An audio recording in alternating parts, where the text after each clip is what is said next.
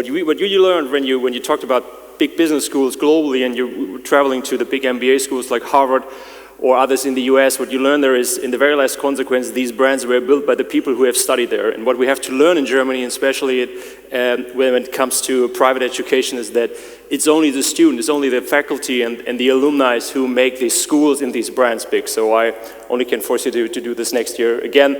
And it is so important to have these kind of things.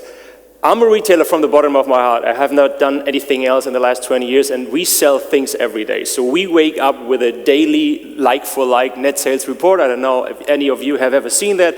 We see cash desk report mostly the first time at 12 o'clock to check where we are. So that's what drives us, and that's what retail is all about. And I want to give you an insight today of what's happening when it comes to retail industry. I'm not talking about specifically about fashion and retailing. I'm talking about the retail industry in total.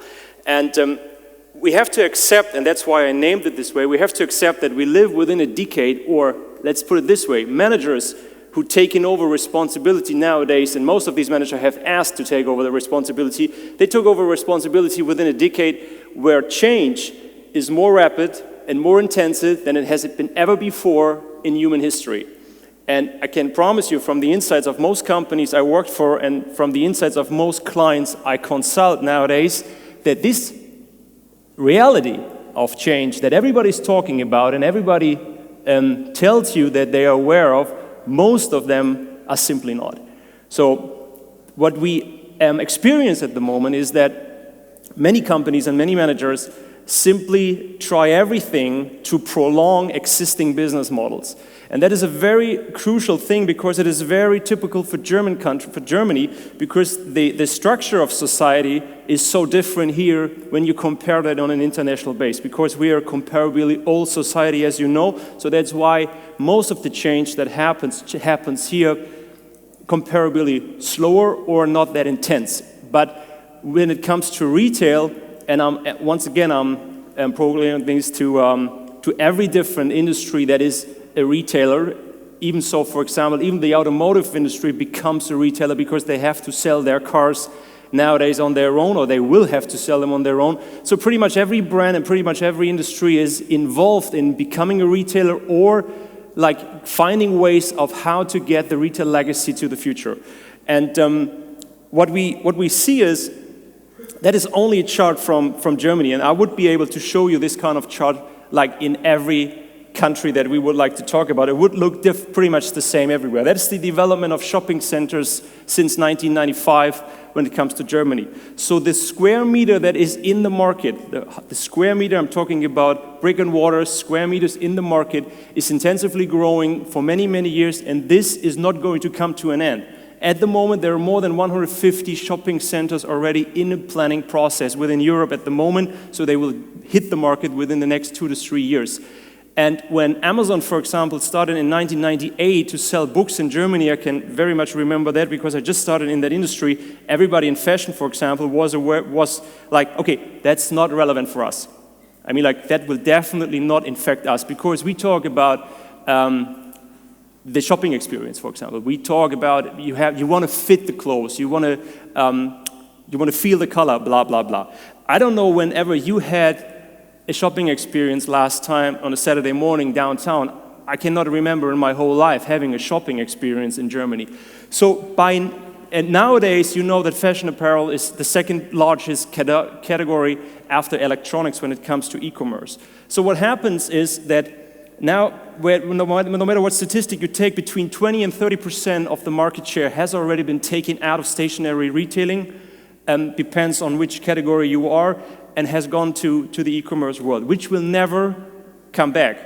And the complete retail industry is still trying to increase. You will see that at most annual reports of retail companies, they all try to increase the sales density per square meter. That is kind of crazy. If like 30% of the market share is gone, that will not happen. So you can take this kind of pictures like for many countries, that's Germany, for example, and even markets who are not that developed, and when you look to China, that's even more crazy. So there's even more mobile commerce, there's even more online in many of these cities, but the intensity or the growth the growth of brick and mortar square meters in the market is even more intense than it is in Europe. So I'm just telling you, we're getting into a phase in the near future where these industries will have an enormous problem. Most of them already have one, and they will get an enormous problem in the near future. And everybody is kind of aware, but nobody is willing, as I say, to embrace disruption and to understand what to do. Because I strongly believe that for a company, even if you have a retail legacy, even if you have hundreds or thousands of stores under operation nowadays, it is less risky to take brave decisions now for the future instead of using all the money, investing all the money in prolonging existing distribution networks. So what I believe, I don't know how the future will look like. We travel on a regular basis to the Silicon Valley because our company has a little office there, and whenever I go there, I come back very disappointed because I thought I got it. And whenever I come back, I don't understand anything. And we have to understand that the change just have started. Okay, most of the industries, most of the managers I experience, I meet, are like, that was it, kind of, okay? It cannot get worse. It will get worse, promise you. Because change in technology, I don't have to tell you that you are all aware of it. Technology and the abilities of that technology in the near future. Now, I'm not talking about 2050. That would be nice because I would be retired. I'm talking about 2020. I'm talking about 25, 2030. That is going to happen now, and change just have started. It's going to get really crazy. I don't know what happens, but I tell you what I believe what happens, okay? And we can prove that maybe in 5 years on another TED here. There will be a lot of products that will simply have no relevance anymore to be offered in stationary retailing. Believe me, my clients hate this chart the most, but it's a matter of fact. Why should we have that inefficiency that you get in a car, drive downtown, get into a parking plot, pay $15 to buy something that you buy for 25 years on a regular basis every week? That will not happen in the future. I think it's a great opportunity because it gives space to things that create value, but a lot of products we buy on stationary retailing nowadays will not have any relevance anymore within stationary retail. The size of retail spaces in total is way too big. Most of the performance we have in the market nowadays are simply too big because you don't need all that square meters. We don't need warehouses within city centers. We need experience points where you can experience brand, service, and product, but you don't necessarily have to go there to buy something. So the space will get smaller, but thank God the variety of retail offers will increase because the rents will dramatically go down within the next 5 to 10 years, which will give formats a chance to get back downtown because they cannot pay that crazy rents from nowadays that are paid by the big brands. I strongly believe that within developed countries, I'm talking about the Western Hemisphere, within developed countries like Germany, France, the US, Canada, that we are already close to what I call an experience economy.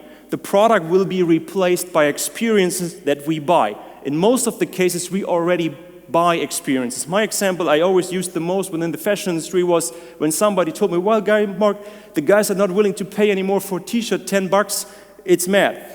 And I say, you're wrong. They go to Vapiano before, have a pizza, have a Pellegrino, pay $18, going home with nothing, having a good time.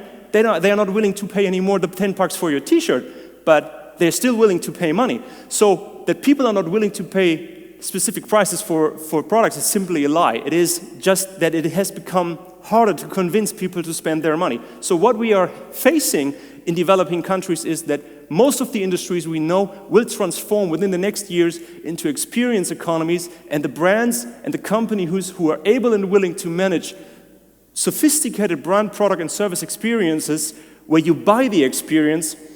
I'm not telling to give anything for free, I'm talking about selling experiences. That's the future, and that will be how we will evaluate about the performance of brands in the future.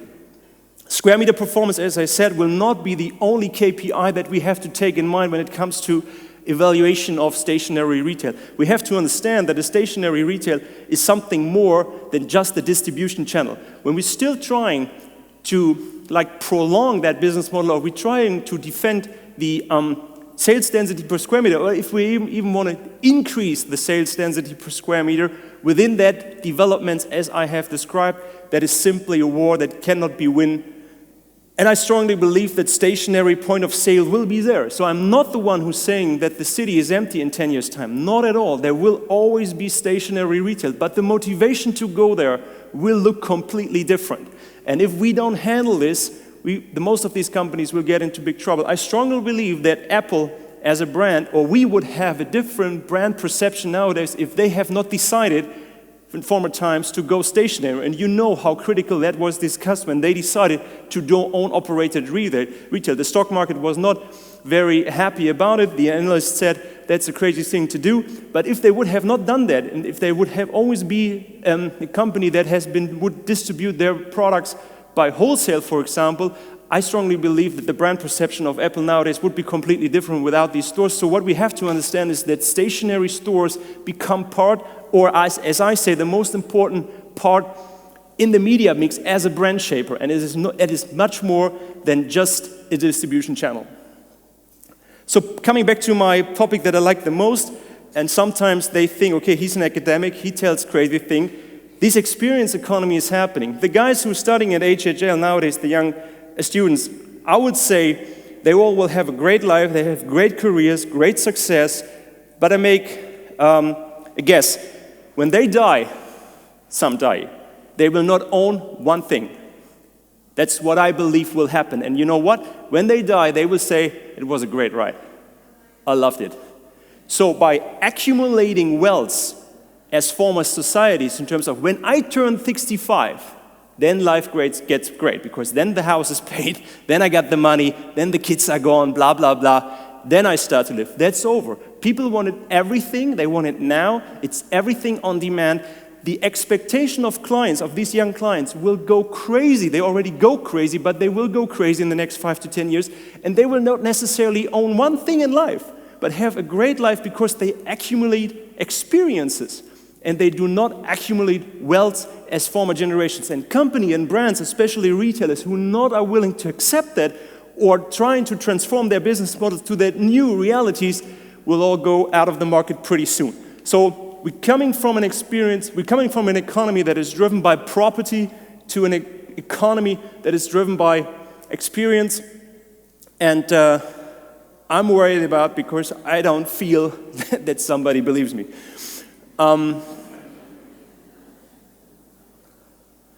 That's pretty much maybe a chart you all know. I love that the most because it's so powerful to explain what experience can deliver. Because you're selling coffee, which is a commodity, and Starbucks is pretty much the best example that we all know. Because if somebody would have told us like 20 years ago that people pay like $8 in the morning for a cup of coffee, I would have said, I doubt that. Coming back to willingness to buy, right? There is a great willingness to buy, $8 for a coffee or $6 for a coffee. There's a great willingness to buy. And I would also probably have underestimated if it's possible to put like every 150-meter one in New York. I would also have not probably believed that, but it happened. So my point is, you take a commodity like coffee, you package it firsthand, you put a label on it. I don't want to educate you. You are aware of that. I'm coming to my point in a second. You customize it, but the crazy shit is, you're sitting in Venice on the marketplaces and you pay $12 for the espresso. That's the future of how retail will look like. And everybody says $12, it's completely fair. I mean, like I'm in Venice, right? So that stage experience, that's where retail will end up in the near future. I became a father 3 months ago. And so to come to an end, I want to say that embracing disruption is the only chance we have. If we still try to prolong existing business models, and especially the Germans are very good in that, and many strong industries that made this country great, I'm kind of afraid if they're really willing to embrace this disruption as intensive as I have in mind. So when it comes, for example, to digitalization, I cannot hear that word anymore, and I'm not using it, because digitalization or digital is simply a technology that will enable us to live in a connected world. So whoever tries to put technology in place because of technology will fail. It is about using digital technologies to live within a connected world where everything is possible. So this next generation will even not understand anymore what we're talking about when we say that was offline or online. They will not get it. And they will not get that we really ride a car ourselves, by the way. So whenever I hear somebody like, well, autonomous driving, that's dangerous. I think that's a very German thing, because like letting people with 17, giving them a driver license, giving them a car, I think that's dangerous in comparison to autonomous driving. So my son will probably not really get when I tell them, you know, I rode a car, by the way, to get to the supermarket and get your diapers. And how the future of retail will look like, I don't have a clue. But what I said is pretty relevant for that business model, and I only can force everybody who has responsibility within that field to take that very serious. Hopefully it will not look like that, but I guess it's pretty close to that. Thank you very much.